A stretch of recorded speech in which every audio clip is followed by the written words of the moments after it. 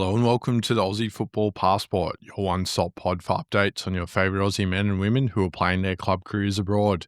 I'm your host Alex, and this week we have plenty of club action to cover, from goal-scoring defenders to clean sheets, an update on the Socceroos world ranking, and an unfortunate injury to a young Socceroo. It's all happening. So let's not wait any longer and get straight into the headlines.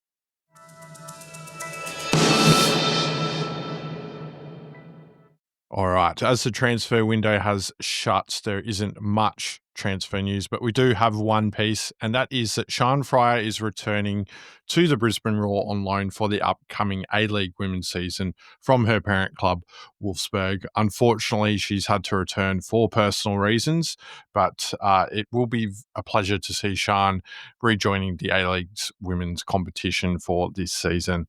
All right, now let's take a look at some of the other headlines. And as mentioned earlier in the introduction, the Socceroos have actually dropped a place in the FIFA Men's World Rankings to 25th place.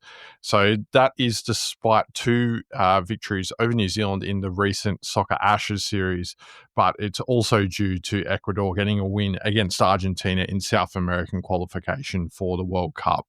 But look, let's be honest, if anyone actually knows how this thing is calculated, please let us know. Message, email, something like that. Send a carrier pigeon if you like. But yeah, we'd absolutely love to know how it's worked out, because we haven't got a clue. Now, Thomas Waddingham, unfortunately, he suffered a thigh injury in training for Portsmouth, and the injury could see him miss up to 12 weeks. So a big shame for Thomas. It looked like he was starting to make a bit of headway into the, getting some regular minutes there at Portsmouth. So bit of a shame, that one, and all the best in recovery, Thomas, there. Now, Steph Catley, she came 29th in the Ballon d'Or feminine voting. So well done to Steph for making the final list, or the top 30, if you like. The top prize was taken out by Aitana Bonmati for the third time in her career, and she did have a stellar season last year, so congratulations to her. But that is it for the headlines this week, short and sweet. So let's dive straight into the weekly wrap.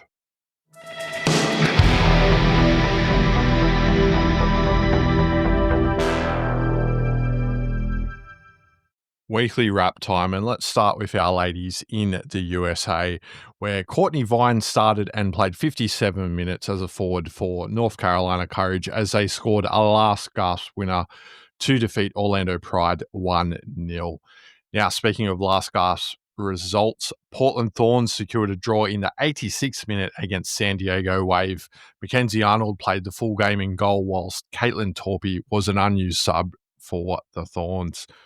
Morgan Aquino played the full game between the posts for DC Power in the 2-2 draw with Brooklyn FC.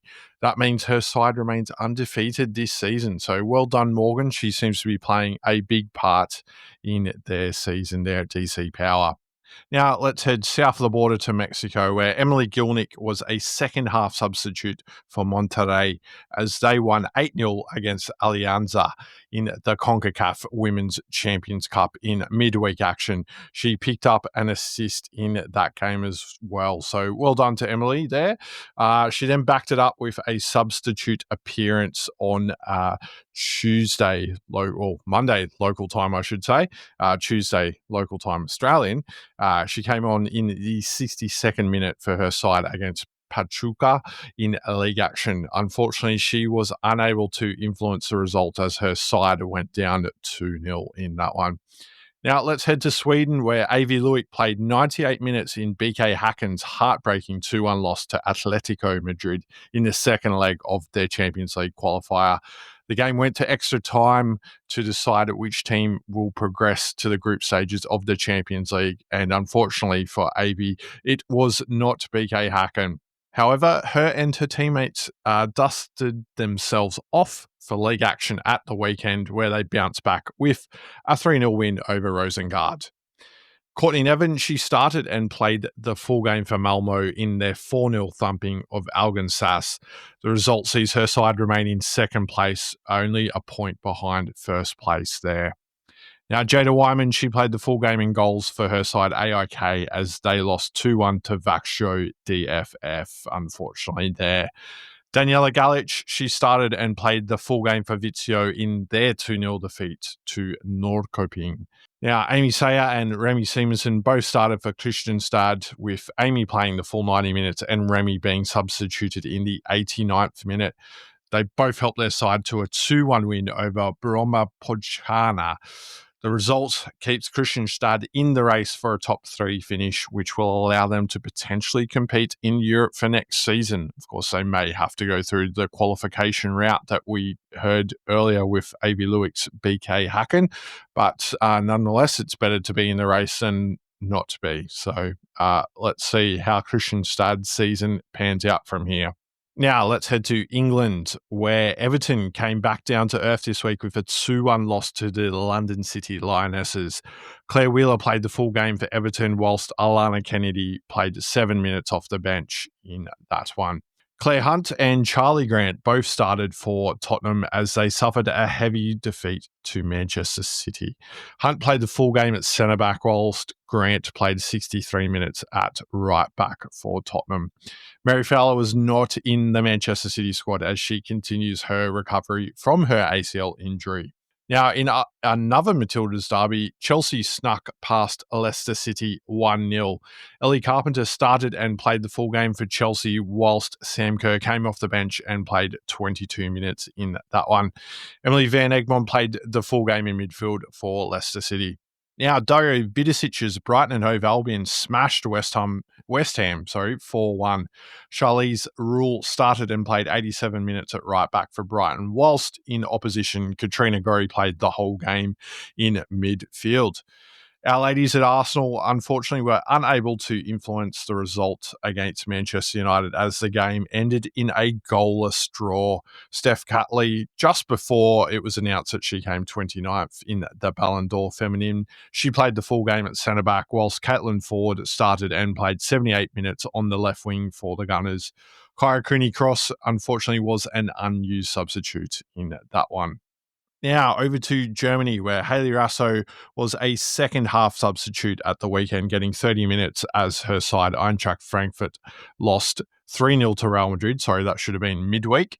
And unfortunately, that knocked them out of contention for the Champions League group stage.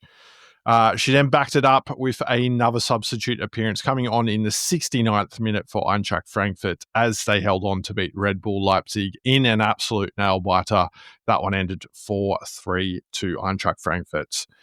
Jamila Rankin, she started for Hoffenheim and played 61 minutes as her side fell to a heartbreaking last-minute defeat against Werder Bremen. 2-1 was the final score in that one. Anna Margraf, she played 45 minutes for Carl Zeiss Jena as they kept German powerhouse Bayern Munich to a 0-0 draw there. So congratulations to Anna and her side in that one. That is no mean feat to do that. Now, Alana Murphy, she came off the bench at halftime for SC Sand as they beat Ingolstadt 1-0 to remain top of the table after 5 games. Well done, Alana and her teammates there. Now, Iofi Colville, she played the full game for her side, Standard Liège, in their 0-0 draw with Club Bruges in Belgium. And that is it for the women this week. Now let's head to the men, off to the UK, to the Championship, where Lewis Miller started for Blackburn Rovers in their match against Ipswich Town, which was abandoned after 80 minutes due to heavy rain at Ewood Park on Sunday. That game, of course, will be decided by the EFL, English Football League, as to whether it is restarted from the start or it is played on from the 80th minute onwards. For those wondering, Ipswich Town were up 1-0 in that one from a penalty. Now, Adrian Segacic, he started and played 67 minutes in Portsmouth's 2-0 loss to Sheffield Wednesday. He was joined on the pitch by Hayden Matthews in the 52nd minute Jacob Farrell was not in the matchday squad. And of course, Thomas Waddingham was ruled out with injury, unfortunately, as we covered earlier in the pod. Sam Silvera, he came off the bench in the 42nd minute for Middlesbrough as they beat West Brom 2-1 to stay top of the championship. Callum Elder, he played the first half for Derby County on Sunday in a 1-0 loss to Preston North End. In a battle of the former Socceroo playing a current Socceroo, the old guard in the form of Massimo Luongo's Millwall came out on top against current Socceroo Nestor Irankunda's Watford 1-0. Both lads played the full game for their respective sides in that one. Now, let's go down a division to League One, where Joe Gauci played the full game in goal for Port Vale as they beat Mansfield Town 2-1. Rafael Borges Rodriguez came on at halftime but failed to have any influence in Wigan Athletics' heavy loss 4-1 to Bolton. Now let's head north to Scotland, where Martin Boyle played 82 minutes for Hibs in a 2-0 loss to Rangers. Jack Iredale was an unused substitute in that one. Nicholas Milanovic was an unused substitute in Aberdeen's 1-0 defeat to Apostolos Stamatolopoulos' Motherwell in Scottish League Cup quarter-final action. Stamatolopoulos started and played the full 90 minutes for Motherwell, whilst Oscar Priestman was a 76-minute substitute and John Katrumbis was an 89th minute substitute for Motherwell. Kusini Yengi was not in the matchday squad for Aberdeen. Keanu Bacchus, he played 89 minutes for St Mirren as they beat Kilmarnock 5-3 on penalties to seal their place in the Scottish League Cup semi-finals. The game was tied 2-2 when Bacchus was substituted off the pitch, and it then went on to penalties. Of course, no extra time. The game goes straight to penalties after the 90 minutes is completed. Now to Scottish Premier League action. Tete Yangi played 58 minutes for Livingston in their 3-2 loss to Dundee. Ryan McGowan was not in the match day squad, and it's probably fair to say he was a big loss for Livingston in that one. Now over to Italy, where Alessandro Circati played the full 90 minutes as Parma earned their first clean sheet of the season in a 0-0 draw away to US Cremonese, of course home to Jamie Vardy. Now to Germany, where Conor Metcalf came off the bench in the 74th minute as St. Pauli went down 2-0 to VfB Stuttgart in what was their first loss of the season.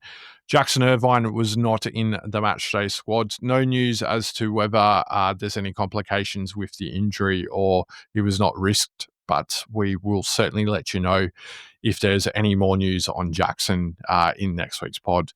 Now to Spain, where Matty Ryan was in goal, played the full game and picked up his first clean sheet for his new side, Levante, in their 4-0 win over Girona in La Liga. So great stuff for Matty and a good confidence boost as we head towards the October international window.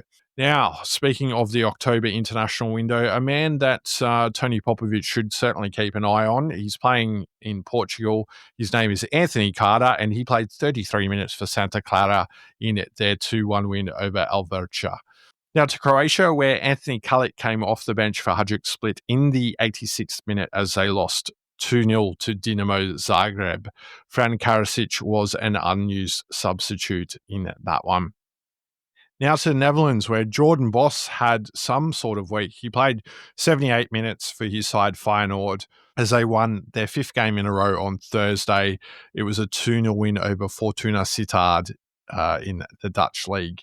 He then backed it up with a full game against AZ Alkmaar on the weekend. He scored in the 3-3 draw. So that means Jordan has now scored twice and provided an assist in his last 3 games for Feyenoord. He is on absolute fire, and let's hope he can stay fit. He could be a crucial part of the Socceroos side heading to next year's World Cup, I believe. Max Ballard, he played a full game as NAC Breda beat Aron Rustic's Hercules Alamelo 2-1. Rustic also played the full game for his side. Now, let's head to Austria, where Marco Tilio played 79 minutes on Thursday for Rapid Wien in their Austrian Cup second round win over SV Obvart, which was 2-1. He then came off the bench in the 68th minute for Rapid Wien in their 1-1 draw against Grazer AK in league action. Jacob Italiano played the full game for his side at Grazer AK. Now, Noah Botic, he came off the bench in the 66th minute for Austria Wien as they beat SV Bride 3-2. To Denmark, where Marcus Eunice played 24 minutes for Brøndby in their 1-0 loss to AGF. Our lads at Randers enjoyed a 3-0 win over Nordstrand. Paul Itzo played the full game in goal, whilst Mo Toure played 76 minutes up front in that one. His brother Musa Toure was not in the matchday squad. Now to Norway, where Nick D'Agostino came off the bench at halftime for Viking FK, helping his side to a 1-0 win over Molde FK. To Serbia, where Miloš Degenek played a full game for his side TSC Baka Topola as they went down 4-2 to FK Kurachi. Now to Northern America, USA and Canada in particular, and let's start with Patrick Yazbek, who played a full game for Nashville in their 3-1 win over Philadelphia Union in the US Open Cup semi-finals in midweek. Nashville will now go on to face Austin in the final, which takes place on October 1st. So all the best to Patrick and his teammates in that one. However, his game time was not up there. He then went on to play the first half for Nashville in a 3-2 loss to Orlando City SC in league action on the weekend. Now, Aidan O'Neill, he played 82 minutes in the MLS on Thursday as New York City beat Columbus Crew 3-2. He then came off the bench in the 72nd minute in a 2-0 win over Charlotte FC on the weekend.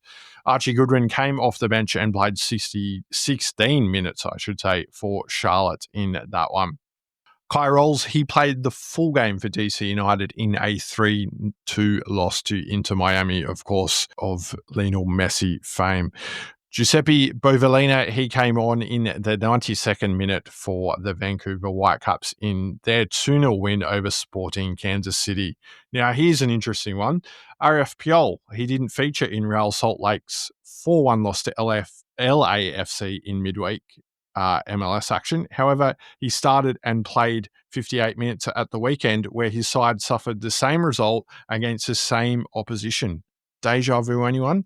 And if you don't believe me, head over to Google, check it out. That is a very interesting one indeed. Now, let's wrap it up in Japan, where Jason Geria played a full game for Albirex Niigata in a 1-0 loss to Yokohama FC. That is it for the weekly wrap. Next up is Players of the Week.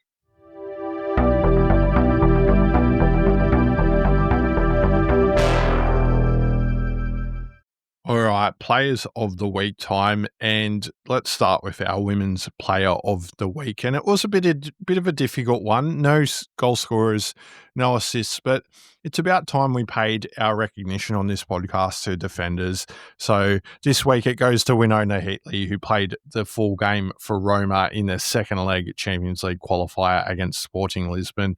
Her side went on to win 2-0, meaning they progressed to the group stage of the Champions League. So she played at centre-back and helped her side keep a clean sheet, and that is exactly why she got our Women's Player of the Week. So fantastic stuff, Winona, and all the best in the Champions League and the Serie A, which starts in a couple of weeks' time.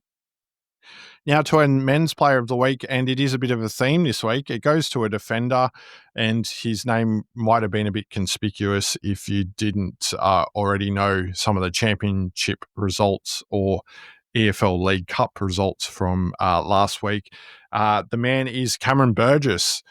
He played a full game for Swansea City in midweek as they played Nottingham Forest in the EFL Cup, and the big centre-back scored a brace, knocking out Ange Postecoglou's side from the tournament. So wonderful stuff from Cameron. Unfortunately, we do have to end it on a bit of a sad note for Cameron because he did play another full game on the weekend for Swansea City but they did go down 1-0 to Birmingham City. But just to bring the mood back up, we would absolutely love to see Cam do that in green and gold, scoring some goals from set pieces. Could add a little bit more threat since we are missing Harry Souttar at the moment. Anyway, that's it for another week of the Aussie Football Passport. I hope you enjoyed this episode. Make sure you like, subscribe, follow, and rate the show on whatever platform you are listening to this on. We are on Spotify, Apple Podcasts, YouTube, and Amazon. Please also make sure that you follow us on social media. We are on X, Facebook, and Instagram. And just letting you know, we are going to move the show to being released on Wednesday mornings now. This will allow us to, report on all the players that play on Monday overseas and update you there. So that way you'll get the full wrap of midweek and weekend action on the pod. So let us know if you like that, or if you don't, please get in touch and we'll see what we can do. All right. Thanks for listening, and I'll catch you in the next episode. Goodbye for now.